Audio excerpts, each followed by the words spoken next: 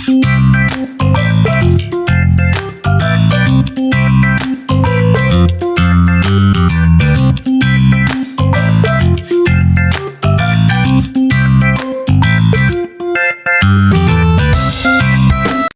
to my channel Camp Boss Dar. Please like and share, hit notification bell for my new video update. Kung ang tinutukoy mo ay uplift ng DSWD, ito ang Unified Package for Livelihood, Industry, Food, and Transport Uplift Assistance Program. Layunin nito, tulungan ang mga mahihirap, near poor, at low-income households na maibsan ang epekto ng pagtaas ng presyo at ng kasalukuyang energy emergency. Sa ilalim ng uplift, may 2,000 piso cash assistance bawat buwan, depende sa grupo ng benepisyaryo, para sa July-December 2026. Halimbawa, ang Group 2 ay 2.5 milyong poor at near poor households na natukoy gamit ang 2024 CBMS ng PSA. dswd.gov.ph. May 3 pangunahing grupo, 3.5 milyon mga benepisyaryo ng 4 fees at walang gutom program. 2.5 milyon poor, near poor households na nasa CBMS. 1.5 milyon low-income SSS members. Kung gusto mo, maaari kong ipaliwanag kung sino mismo ang kwalipikado sa uplift at paano malalaman kung kasama ka, pati na ang tungkol sa SSS at 2,000 piso buwan-buwan sa uplift assistance ng DSWD, 3 grupo ng tatanggap. For fees at walang gutom program humigit kumulang 3.5 milyong household.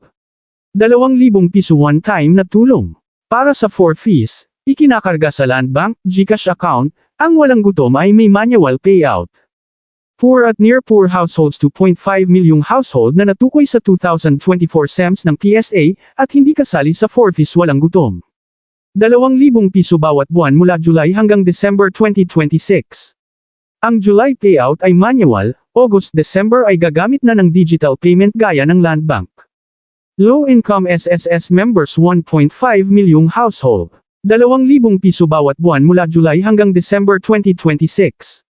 Ayon sa DSWD, kabilang dito ang mga SSS member na may mas mababa sa 20,000 piso monthly salary credit, at household-based ang qualification.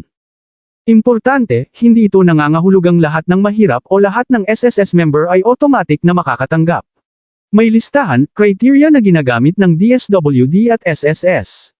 Hindi rin kailangan ng bagong application para sa mga natukoy ng benepisyaryo. Kung gusto mo, pwede kong tingnan kung paano malalaman kung kasama ang isang tao sa Uplift Group 2 o Group 3, at kung saan i-check ang pangalan kung SSS member at SSS pensioner ang tinutukoy mo, magkaiba ang sitwasyon. SSS member na nagtatrabaho, contributing member, posibleng mapasama sa Uplift Group 3, pero hindi automatic dahil SSS member lang.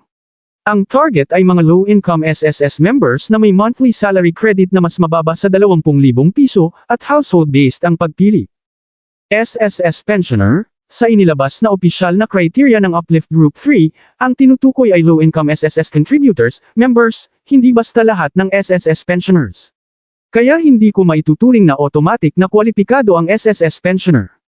Mahalaga, kung SSS pensioner ang tao, hindi rin siya kwalipikado sa hiwalay na DSWD Social Pension for Indigent Senior Citizens, dahil ang programang iyon ay para sa senior citizens na walang SSS, GSIS, PVAO pension.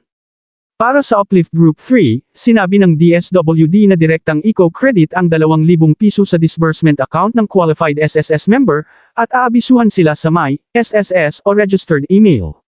Kung gusto mo, pwede kong hanapan ka ng eksaktong paraan kung paano i-check sa may SSS kung kwalipikado ang isang SSS member sa Uplift 2,000 piso, at sanay na ibigan nyo ang video. Please like, share, hit notification bell for my new video update. Thank you.